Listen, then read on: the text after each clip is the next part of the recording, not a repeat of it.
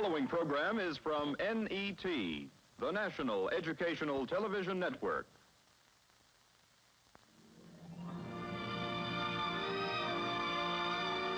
The legend of the antebellum South. Elegant Neo-Grecian mansions.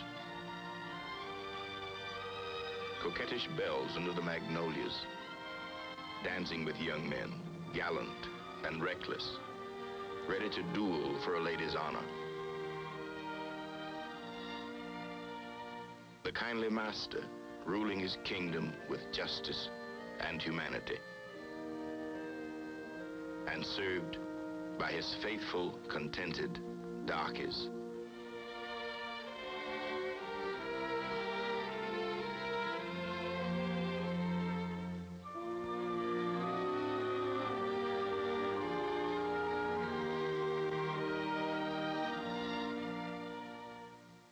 My name is Ossie Davis. I was born in Cogdale, Georgia. The South and the Southern way of life has always been an enigma, a kind of sphinx on the American land, one writer said.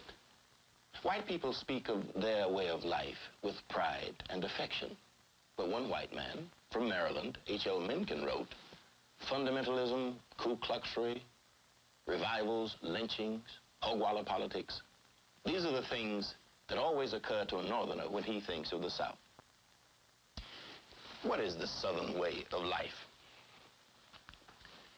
Is it based on the myth or the reality of the past? Did it ebb its life away at Shiloh and Gettysburg? Or does it still live for the 43 million whites and 11 million Negroes who live there today?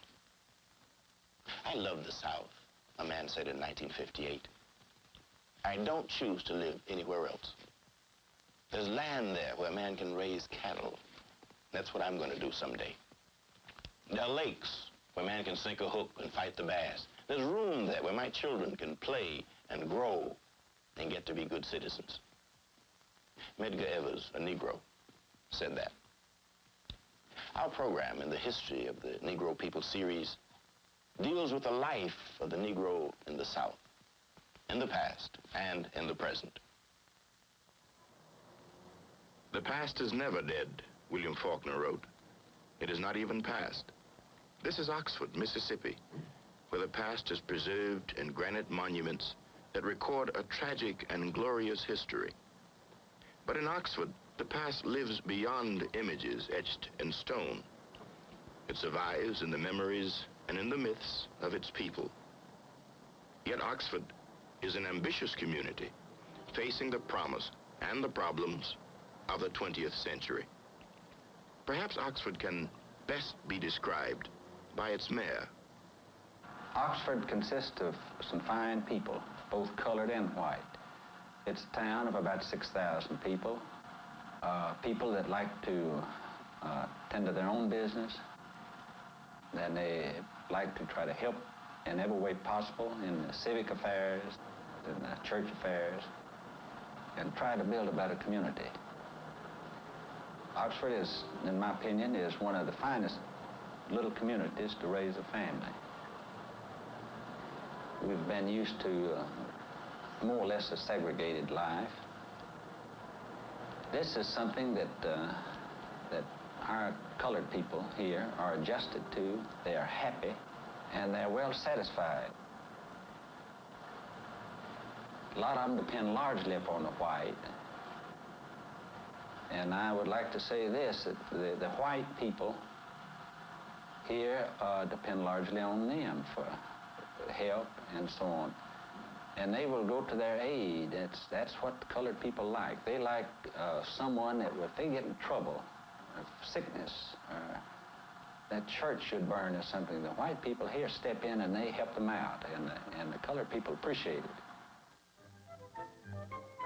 There are 1,600 Negroes in Oxford, mostly unskilled.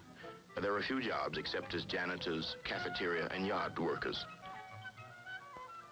In the Negro quarter, large families live in 2 and 3 rooms.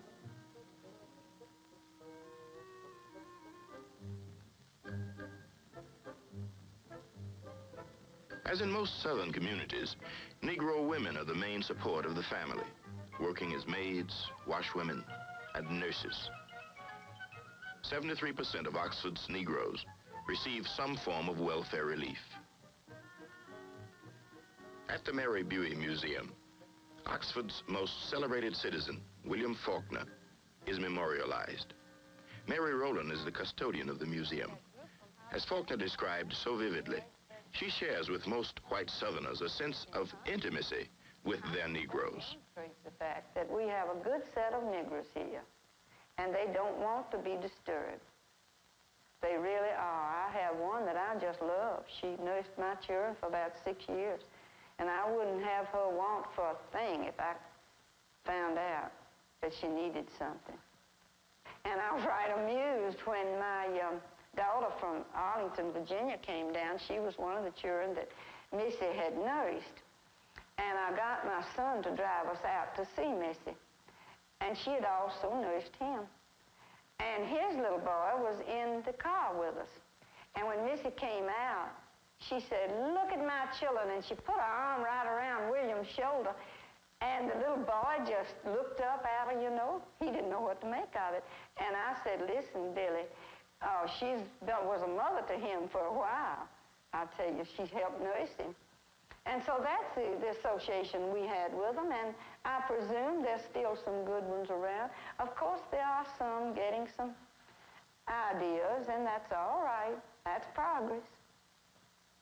But we've got some mighty good darkies here. Progress in the South has always been measured by the darky and by cotton. First, there was tobacco, rice, and indigo to be worked. But by the end of the 18th century, there was a severe depression. Slavery seemed doomed. Then, in 1793, the invention of the cotton gin. Cotton could now be mass-produced, and an economic boom was in the making. Black hands and black backs were needed again to support a land. Who else could work so hard, so long, and so cheaply?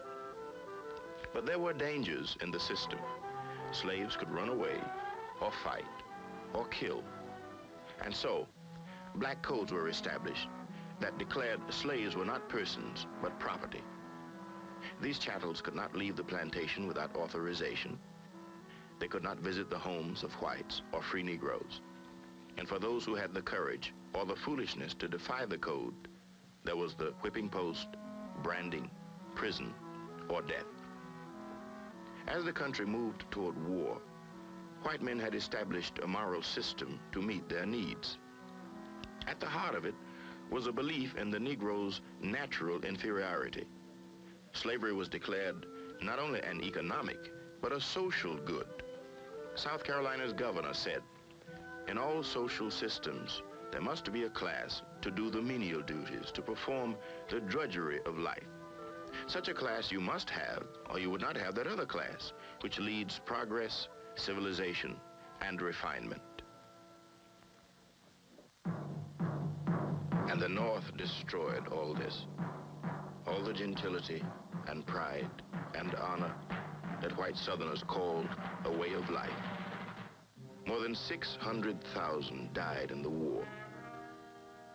250,000 Southerners.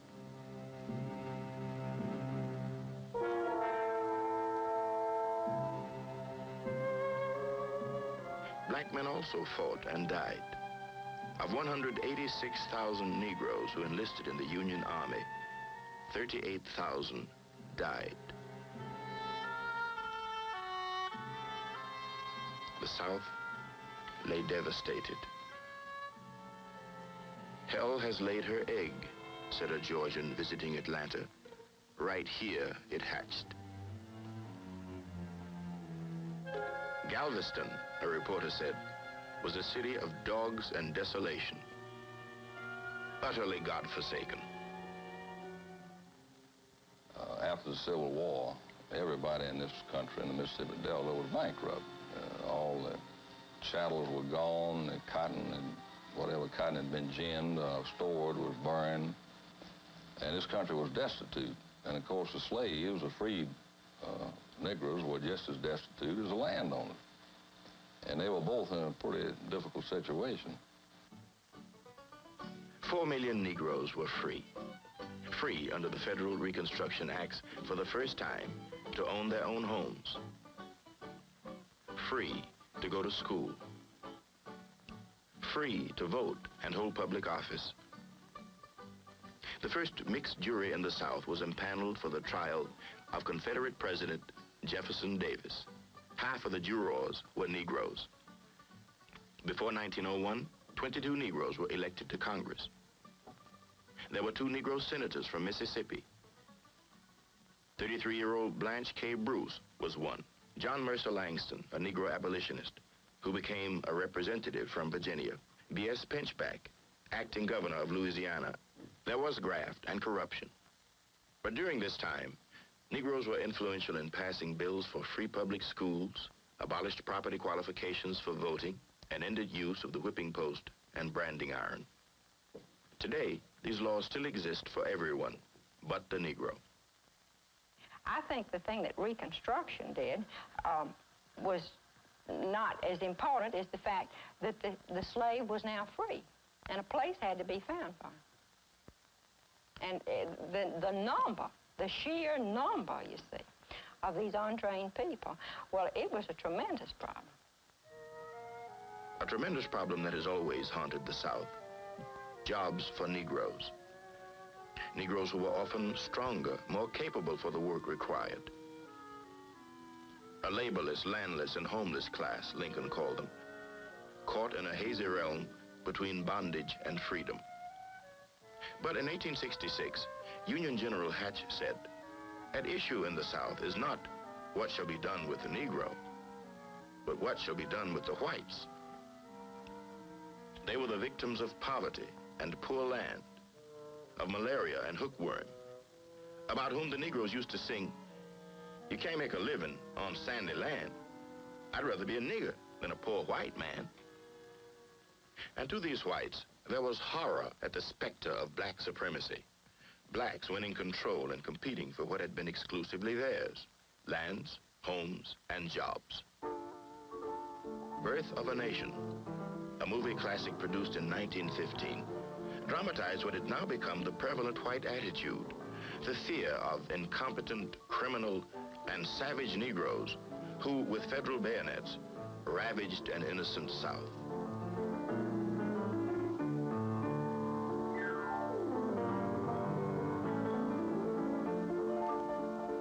And so, to save the South, the Ku Klux Klan organized in 1865. On horseback with guns, sword, and the cross, they terrorized Negroes and their sympathizers with violence, arson, and murder.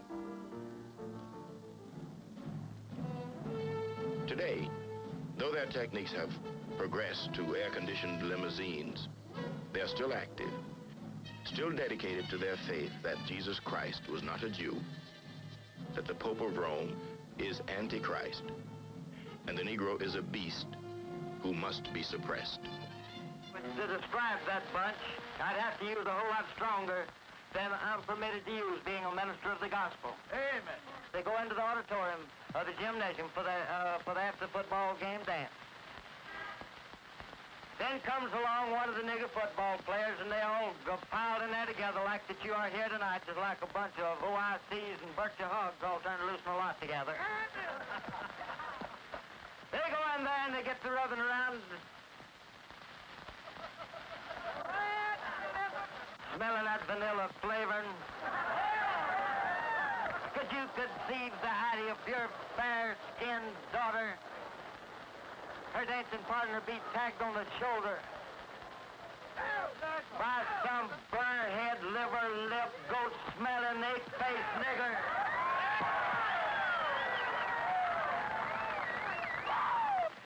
Can you conceive such a thing? Are you going to do something about it? Reverend W.N. Redmond, as most Southern Negroes, has been an eyewitness to the vigilante system of Negro control. At 14, he remembers the punishment of a Negro father and son who had killed a white man's dog. They took him and put him in jail and they beat him. and then they got together on a Saturday, and they tied them with barbed wire, hand and feet. They put barbed wire around the neck and put the father on one side of the bumper and the Negro and the son on the other side of the bumper. They drug them all over the town. And after that, they were drugged through the neighborhood, the Negro neighborhood. They were told that this is the way that we're going to keep the Negro in this place. And they took gas, gasoline, and they poured it on them, and they burned them up. Freedom and truth for former slaves required new definitions. Sheriff Boyce Bratton comments. I feel that the Negro here in Lafayette County in Mississippi has freedom, all the freedom he wants. He's not tied by any laws, man-made laws, or made by Congress or any other lawmaking body. He has all the freedom that he wants. The Negro is not deprived of any freedom here in Mississippi. Jim Crow, it was called. Beginning in 1870, signs went up all over the South separating the races and taking away the Negroes' newly won rights. Negroes and whites were separated on trains and buses. Negroes were barred from white hotels, restaurants, barbershops, and theaters. I've also heard a number of times that the colored and the white were not equal under the law. That's true.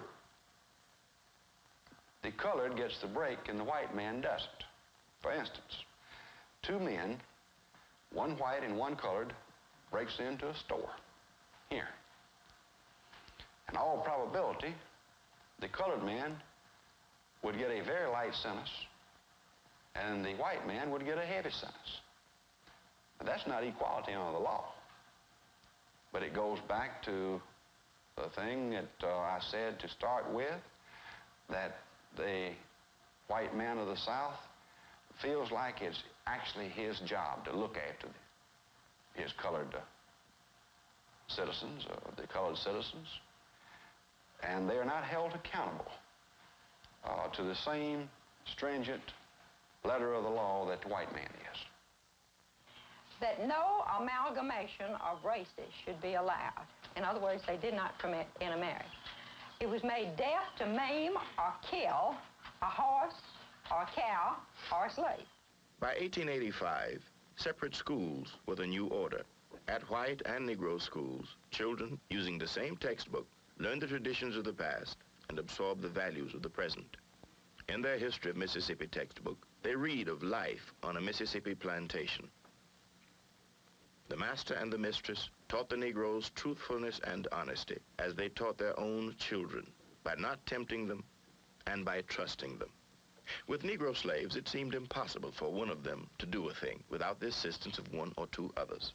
Of course, some kind of occupation had to be devised to keep them employed a part of the time, but it was very laborious to find easy work for a large body of lazy and inefficient people. And in their churches, too, white Southerners sang and prayed to a God that to them decreed segregation. Well, certainly I believe in segregation. I have stated that I have believed in it. I believe in it now, and I always will believe in segregation. First, because God teaches it. I think it's God's plan that the races be segregated.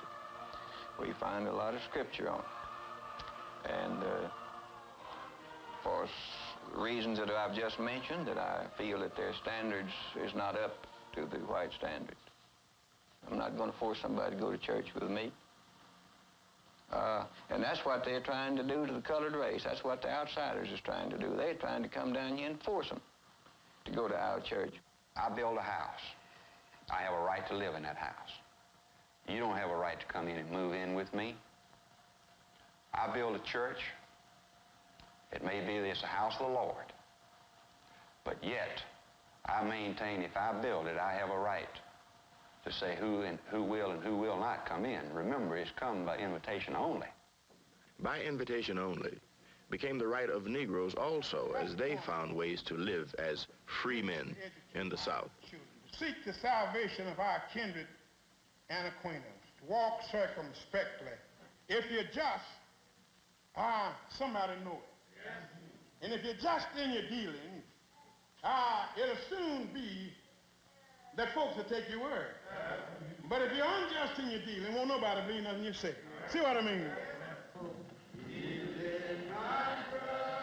In 1895, Booker T. Washington declared, "In all things that are purely social, we can be as separate as the fingers, yet one as the hand, and all things essential to mutual progress." By the end of the century, segregation was complete. The New South rose out of the ashes of the old, and the good nigger was the one who once again knew his place.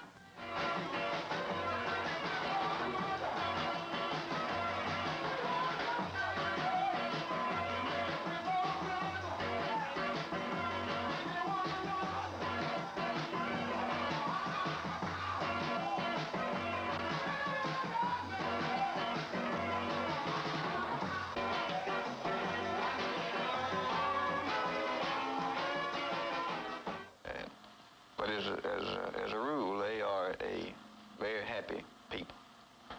They, a large percent of them do not worry because they know that they're going to be taken care of. I've had a number of them to remark to me that, well, they know Mr. Brown and Mr. Jones, Mr. Smith's going to take care of us. They know that. They know that they're not going hungry. And they're not going to need for clothes as long as they'll work and do halfway right. They know that they're going to be taken care of. So they have no worries. White folks were so good to me till when I got sick and disabled to work, they just come in and bring me something to eat, clothes, and everything. Fed me, clothed me, and I had a house full of children, and they fed my children. Yes, sir, I've been working all of my life, and the white folks raised me. Mister, I tell you the truth, I don't know what in the world I'd do without white folks. Now, that's the truth. And, misters, I'm just a white folks nigger. I'm a nigger, and all of my children's a nigger. And all this community in here of Mississippi recognize, appreciate it, and work for the white folks. The Negro is not a part of my family. As a result, I don't elect to have him sit and eat with me. As a result, I don't elect to have him belong to a club that I may belong to.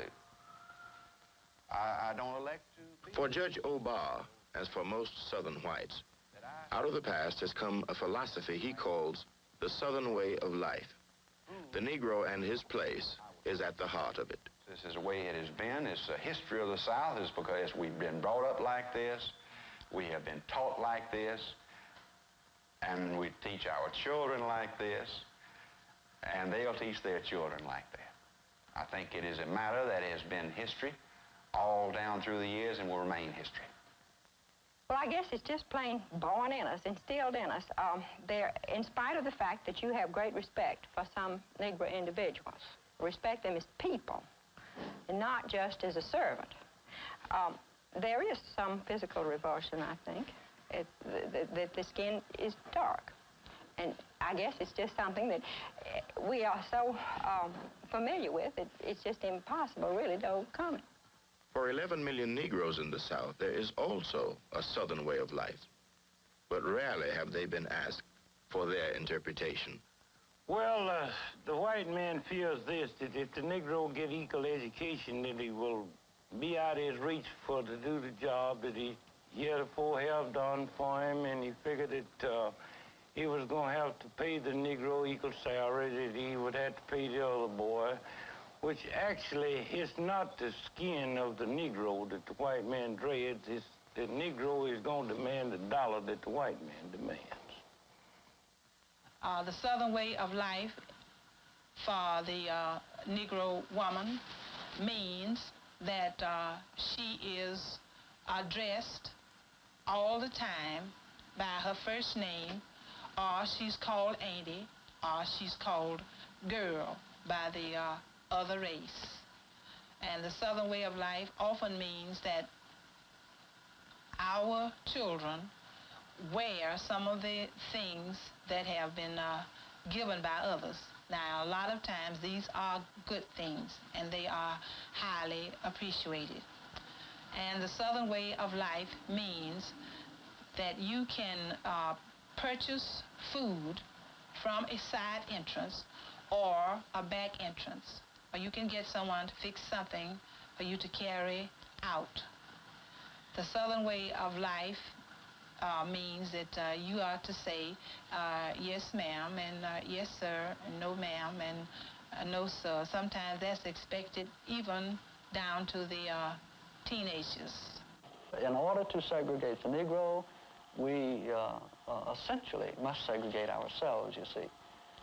You cannot enslave, if you want to use that word, or hold down or discriminate against someone else without in turn having the same thing happen to yourself. The changes that will happen as they go along will release us, free us, if you will, so that we can have a much broader perspective on human responsibility and human dignity and human rights. Whereas before we thought in terms of white only, we will be able to think in terms of all men. We live in hope. We have faith to believe that the good things that we hope for as human beings and as God's children will finally come to pass. So that's a part of my Christian life here in the way of life here in the South. Oh, touch me, Lord. Touch me, Lord. As we moved into the 20th century, for the older generation of Negroes, there was often only patience and faith in a better future. But in the middle of the 20th century, for the younger Negroes, something else was stirring. Something that would change the South and the Southern way of life. Something that was a long time a-coming and was too explosive to contain. Touch me, Lord. I want to be home.